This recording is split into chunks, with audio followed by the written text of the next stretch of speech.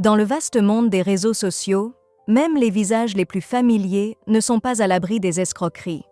Anne-Sophie Lapix, la renommée journaliste de France 2, vient de révéler avoir été la cible d'une tentative d'hameçonnage particulièrement sournoise. L'animatrice a utilisé sa plateforme pour alerter ses abonnés d'une usurpation d'identité qui pourrait tromper plus d'un inattentif. Depuis son coin de tranquillité au Pays Basque, où elle profitait d'une pause méritée, Anne-Sophie Lapix a pris la parole ce lundi 12 août via une story Instagram.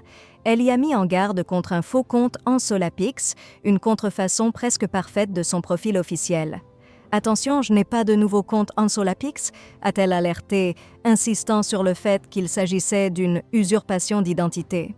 Ce genre d'incident n'est pas une nouveauté, surtout pour les figures publiques dont l'identité et l'influence sont des cibles privilégiées pour les cybercriminels. Ces derniers créent souvent des profils factices dans l'espoir de duper les fans ou de propager de fausses nouvelles. Face à cette menace croissante, la prudence est de mise. Anne-Sophie Lapix, qui partage sa vie avec Arthur Sadoun, a tenu à rappeler quelques conseils essentiels pour ses followers. Parmi ceux-ci, l'importance de rechercher le badge bleu, gage de l'authenticité d'un compte sur les plateformes comme Instagram, Twitter et Facebook. Ce petit symbole peut faire la différence entre un échange sécurisé et une possible escroquerie.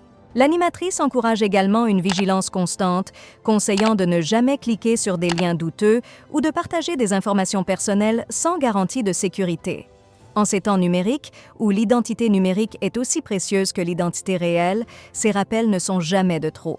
La sécurité en ligne est un combat quotidien, surtout pour ceux dont la présence publique est large et influente. Cette mésaventure d'Anne-Sophie Lapix nous rappelle que personne n'est à l'abri et que la vigilance doit toujours être de mise.